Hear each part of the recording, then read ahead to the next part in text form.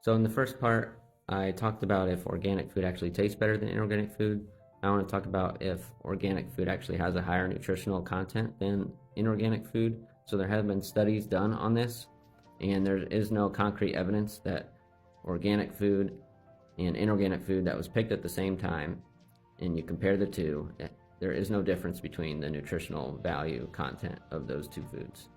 Um, so if you think you're spending more money on organic food because you think it's better for you nutritionally wise, you might be wasting your money and think twice about that. If you do grow your own food at home and you pick that food and eat it within a relatively short amount of time, that will definitely have higher nutritional content than if you buy something from the store that was picked, a few weeks ago. So whether it was grown inorganically or organically at home, it's going to be better for you if you pick it and eat it right away.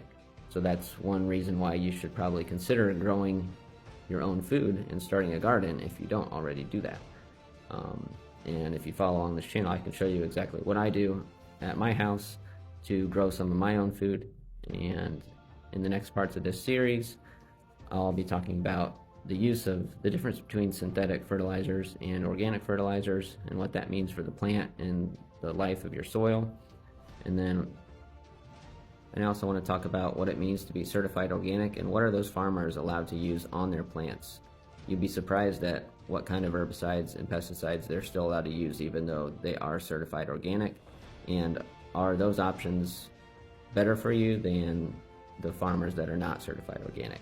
So keep following along in this series and you might be surprised at what I have to say.